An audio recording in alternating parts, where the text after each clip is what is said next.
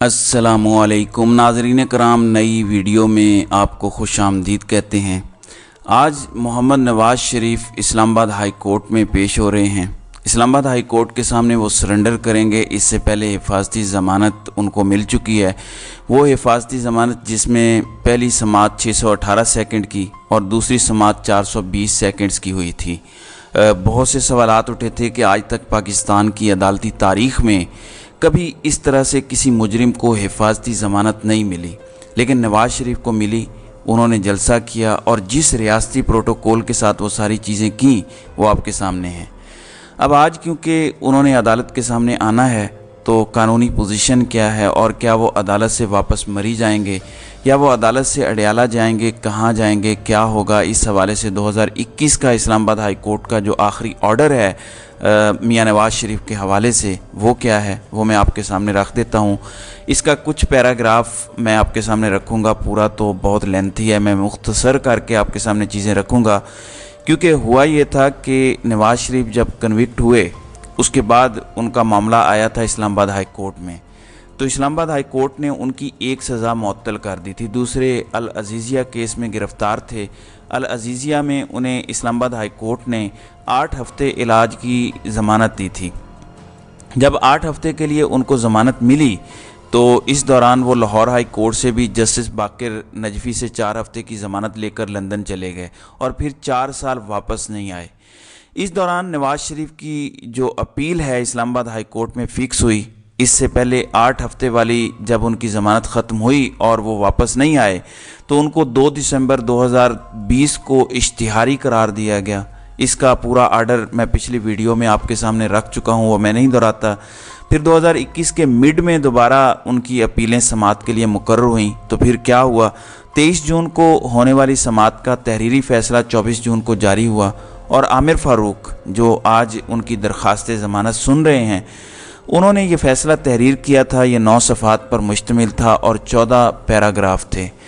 शुरू में उन्होंने वकला के नाम लिखे। पैराग्राफ नंबर 1 में उन्होंने लिखा कि कब उनको सज़ा हुई। उसमें वो लिखते हैं कि अपील कुनिंदा मियां मोहम्मद नवाज़ शरीफ को केस के ट्रायल के बाद एहतसाब अदालत नंबर 1 ने 6 जुलाई 2018 को सज़ा सुनाई, जिसके ख़िलाफ़ उन्होंने ये अपील दायर की और इस पर उनकी सज़ा मुअत्तल करते हुए उन्हें ज़मानत पर रिहा करने का हुक्म दिया गया। लेकिन जब केस समाअत के लिए मुकर्रर किया गया, ये दोनों में रिहा हो गए थे, अल अज़ीज़िया में भी और एवन फील्ड में भी। जब केस समाअत के लिए मुकर्रर किया गया तो वो अदालत के सामने पेश नहीं हुए। उसके बाद उन्हें अदालत में पेश होने के हवाले से तमाम कानूनी तकाज़े पूरे करने के बाद इस अदालत की जानिब से मफरूर और कानूनी भगोड़ा करार दिया गया। ये पूरा प्रोसेस हुआ था और पाकिस्तान के अदालती तारीख़ में पहली मरतबा पूरा प्रोसेस करके किसी को मफरूर और इश्तिहारी डिक्लेयर किया गया था, क्योंकि वो कन्विक्टेड थे। 8 हफ़्ते की ज़मानत मिली थी लेकिन वो आए नहीं थे। फिर पूरा प्रोसेस अदालत ने फॉलो किया उनको मफरूर और इश्तिहारी करार देते हुए। फिर पैराग्राफ नंबर 2 में लिखा है कि केस को आगे बढ़ाने के हवाले से मुआवनत के लिए वकील आज़म नज़ीर तारड़ को अदालती मामले में मुकर्रर किया गया। ज़ाहिर है उस वक़्त किसी के वहमो गुमान में नहीं था कि बैक एंड पे क्या चल रहा है। तो आज़म नज़ीर तारड़ अदालत में बैठे थे। आमिर फ़ारूक ने उन्हें बुलाया और पूछा कि आप बताएं कि क्या करना चाहिए, जो अपीलें हमें बिल्कुल मुस्तरद कर देनी चाहिए और सज़ाएँ बहाल कर देनी चाहिए, या इनको हम पेंडिंग रखें, या हम सज़ाएँ बहाल करके इसको दाखिल दफ्तर कर दें, जब वो आएँ तो बहाल करवाएँ, क्या करना चाहिए। तो अदालती मुआवन कौन थे? आज़म नज़ीर तारड़, जो फिर वज़ीर कानून भी बने जब PDM की हुकूमत आई, और आज वो अमजद परवेज़ के साथ अदालती मुआवन के तौर पर नहीं बल्कि मियां नवाज़ शरीफ के वकील के तौर पर आज पेश हो रहे हैं, जबकि उस वक़्त ये आमिर फ़ारूक के अदालती मुआवन थे। तो आमिर फ़ारूक लिखते हैं कि केस को आगे बढ़ाने के लिए मुआवनत के लिए वकील आज़म नज़ीर तारड़ को अदालती मुआवन मुकर्रर किया गया। उन्होंने गुज़श्ता समाअत यानी 9 जून 2021 और 23 जून को होने वाली समाअतों पर दलाइल दिए।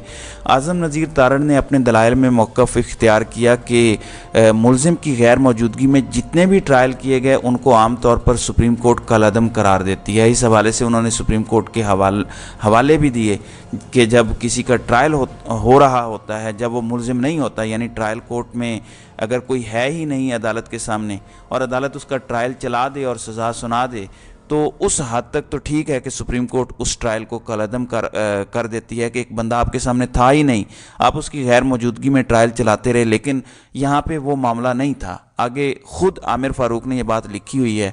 پھر اعظم نذیر تارڑ نے مزید کہا کہ اپیل ٹرائل ہی کا تسلسل ہوتی ہے، اس لیے اپیل کنندہ کی غیر موجودگی میں اپیل نہیں سنی جا سکتی۔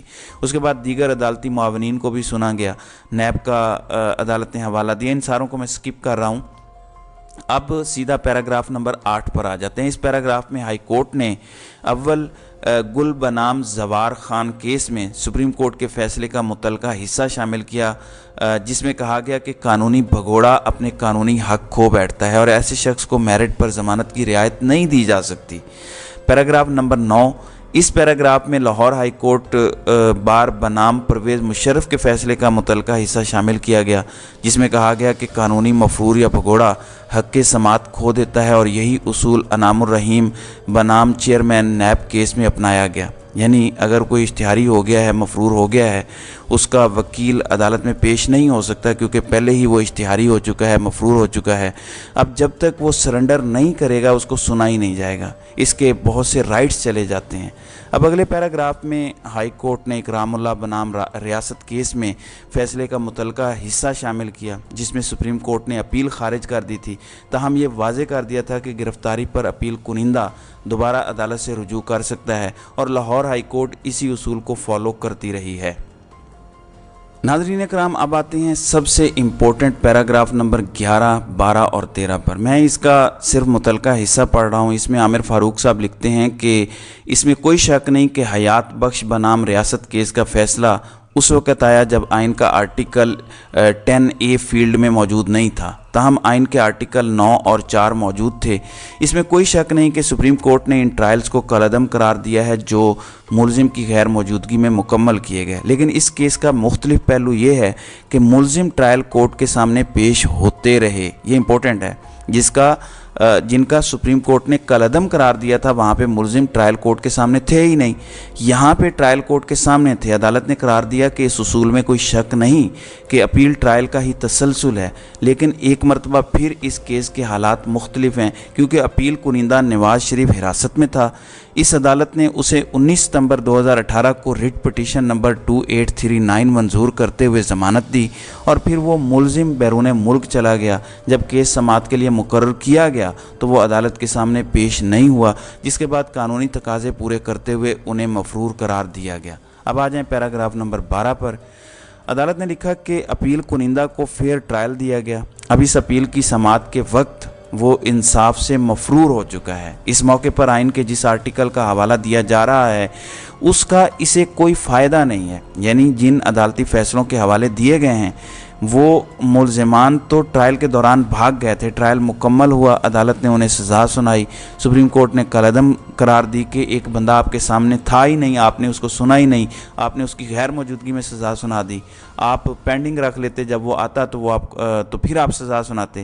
لیکن یہاں پہ عامر فاروق خود لکھ رہے ہیں کہ نواز شریف کا معاملہ مختلف ہے، نواز شریف ٹرائل کورٹ کے سامنے موجود تھے، اور آگے انہوں نے لکھا کہ عدالت میں نواز شریف کو فیئر ٹرائل کا موقع دیا گیا کیونکہ ٹرائل کورٹ نے انہیں سنا، استغاثہ کے گواہان پر جرا کا موقع دیا، اور مناسب ٹرائل کے بعد ان کو سزا سنائی گئی۔ وہ ضمانت پر ہونے کے باوجود بیرون ملک چلے گئے اور بغیر کسی جواز اور بنیاد کے اس عدالت کے سامنے پیش نہیں ہوئے، اور بہت سی پیشیوں پر غیر حاضر رہے۔ یعنی عدالت خود ان کی اس بات کو مسترد کر چکی ہے 2021 میں کہ نواز شریف بیماری کی وجہ سے نہیں آ رہے۔ ان کی جو میڈیکل رپورٹس بھی آئی تھیں ان میں بھی کچھ ایسا نہیں تھا، تو عدالت نے وہ رپورٹیں مسترد کر دی تھی۔ عدالت خود کہہ چکی ہے 2021 میں کہ نواز شریف بیمار نہیں ہیں۔ کیا اب ان کی یہ بات مان لی جائے گی کہ میری اپیلوں کو بحال کر دیں کیونکہ میں پہلے نہیں آ سکا کیونکہ میں بیمار تھا؟ اگر وہ بیمار تھے تو آپ دبئی کیسے آ گئے؟ آپ سعودی عرب کیسے چلے گئے؟ یہ بہت بڑا سوال ہے۔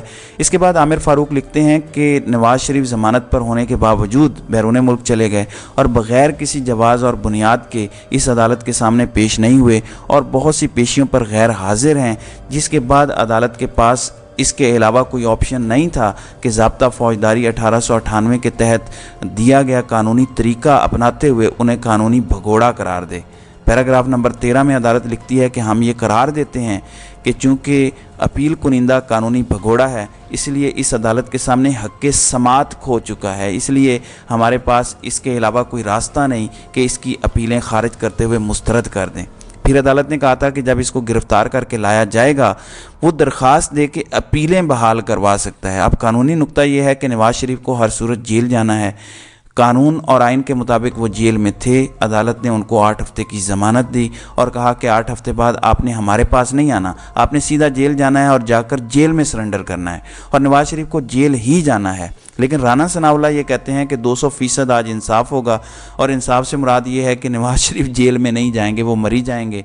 और राना सनाउल्लाह कहते हैं कि 1 हफ्ते में नवाज़ शरीफ की अपीलें डिसाइड हो जाएंगी, यानी 1 हफ्ते में या मैक्सिमम 2 से 3 हफ्तों में। और वो कहते हैं कि इसमें नवाज़ शरीफ की सज़ाएँ कलअदम हो जाएंगी। ये राना सनाउल्लाह की 2 प्रेडिक्शंस हैं। एक ये कि आज 200% मियाँ नवाज़ शरीफ मरी जाएंगे, अडियाला नहीं जाएंगे। दूसरा ये कि 2 से 3 हफ्ते में नवाज़ शरीफ की अपीलें डिसाइड हो जाएंगी और मियाँ मोहम्मद नवाज़ शरीफ की सज़ाएँ ख़त्म हो जाएंगी, वो बरी हो जाएंगे और उसके बाद वो इलेक्शन लड़ने के अहल हो जाएंगे। तो ये सूरत हाल है। अब आज क्या होता है ये तो अब कुछ घंटों में पता चलेगा। इस वक्त तक आपके साथ साथ मैं भी इसका इंतज़ार करता हूँ कि अदालत क्या फ़ैसला देती है। तो नाज़रीन इकराम, आपकी इस वीडियो के हवाले से क्या राय है? आप अपनी राय का इजहार कमेंट सेक्शन में ज़रूर कीजिएगा।